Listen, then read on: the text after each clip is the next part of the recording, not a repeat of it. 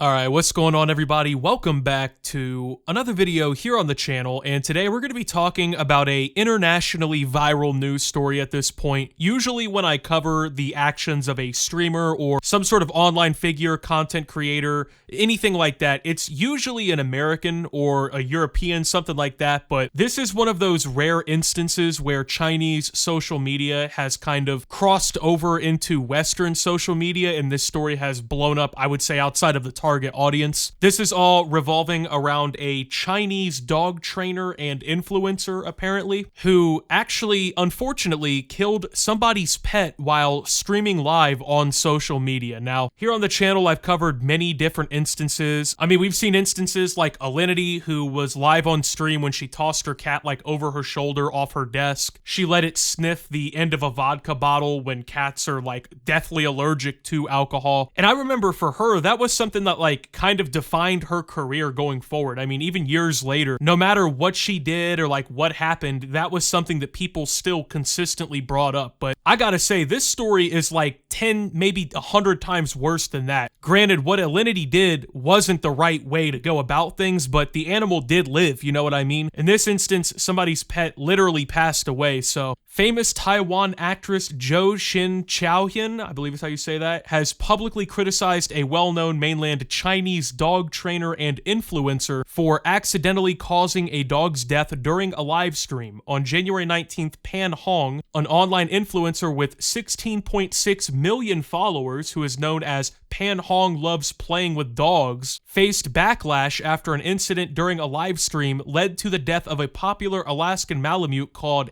Ait while bathing. Pan operates a dog training facility and offers free services to help owners correct the behavior of their pets. Ait, whatever, I'm gonna just say 8, fuck it, was one of the most notable dogs under Pan's care and was affectionately referred to as a, quote, star dog in his training center. So this is revolving around a pretty big influencer. I mean, at least here in like the United States, having almost 17 million followers would make you probably like one of the biggest influencers in the game. Having 17 million YouTube subscribers, you're pretty much in like the top 0.0000001%, right? So that's a pretty absurd number to see. Pan Hong loves playing with dogs? Apparently not, unfortunately, from what we're about to take a look at here. During the live stream, viewers noticed troubling signs when Ait resisted the bath and struggled, prompting Pan to tie its mouth with zip ties. As the dog struggled and gasped for air, Pan slapped it, after which it became motionless. Although viewers expressed their concerns, during the live streaming session, Pan ignored their warnings and continued the bath before ending the stream. Public outrage followed, and Pan issued an apology, attributing Ait's death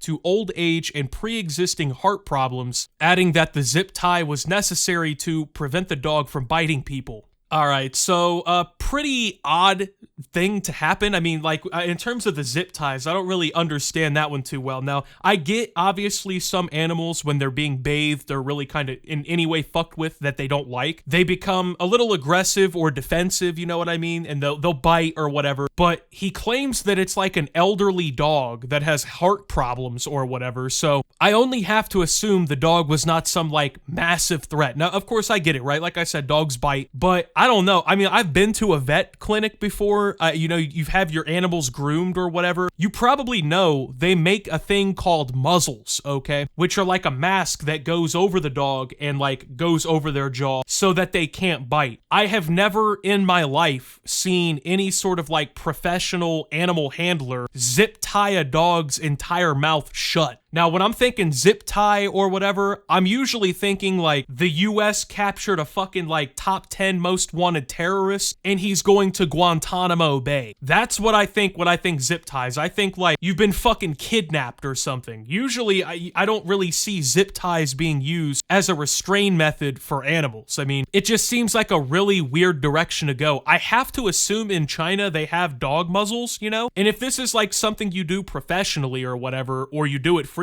I just really fail to see how you couldn't have a muzzle for a dog. I mean, I'm going to once again assume with 16 million followers on Pan Hong Loves Playing with Dogs, this is not the first dog that the guy had handled, right? Now, the most egregious part of this, obviously, is the fact that he then fucking hits the dog after he's already restrained it, which I just don't understand the mentality there whatsoever. I mean, I could get hitting the dog if it was like causing a fucking lethal threat, you know, if it's like a pit bull that has its jaws snapped on your fucking throat and it's like trying to eat your veins out of your neck or something, right? I can kind of understand like trying to defend yourself or whatever, but this is an elderly dog that he's supposed to be supervising and taking care of. It's literally zip tied on the mouth, which, I mean, what is the dog really gonna do? Like in terms of like harming you or doing anything really egregious? Like there's multiple people there, you have control over the dog, it's literally zip tied. What the fuck is the dog gonna do that warrants you striking it, you know? I mean, it's a dog. At the end of the day, you're not teaching the dog anything, right?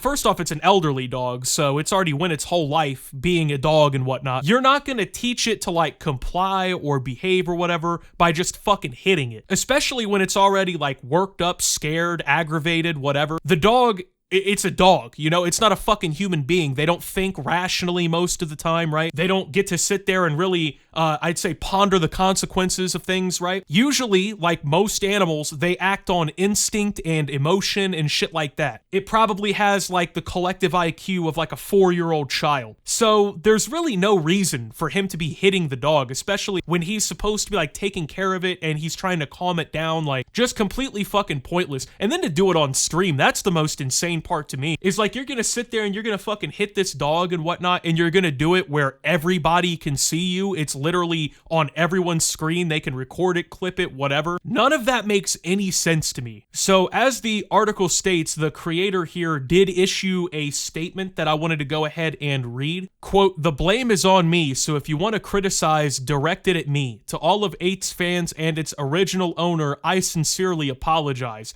8's life has come to an end, and I will personally handle all follow-up matters privately," the apology read. The incident also prompted Chen, a Taiwan actress known for her love of animals, to express outrage on social media on January 20th. Quote, "I just witnessed a murder. A life was lost in the name of gaining online traffic. The shock and anger have left me heartbroken all night. I hope those who abuse animals will die in a way 1,000 times worse than the animals they hurt. Rest in peace, little dog," said Chen. So like I said, this blew up into a massive story. People were even like trying to get the attention of the guy while all this was going on in the comments and shit of the stream, like, hey, you need to do something because the dog is obviously reacting poorly to everything going on. He ignores it and then just goes off stream. Now, one thing the article doesn't mention that I now wonder, I'm assuming some of you also wonder, if this is something that someone is capable of doing, like I said, on a live stream in front of other people where it's just like publicly visible, what exactly is someone like this capable of doing to your pet off camera? Now, it says he runs some sort of thing where he's like trying to help correct animal behavior. I don't understand how you think you're gonna correct an animal's behavior by just fucking like beating on it, restraining it, shit like that. I don't really see that working out. But like I said, if this is something you're comfortable doing in front of basically the whole world, I can only imagine you're willing to take it further when the camera isn't pointed at you. And I get that that's like a big assumption to make or whatever, but I mean, when somebody's pet is literally killed in this entire thing, I think it starts to get to that territory where wondering such a thing is a pretty fair thing to do, right? So her statement received widespread support from netizens, many of whom praised her for standing against animal abuse and calling out Pan's behavior, urging the platform to ban him. One person said, quote,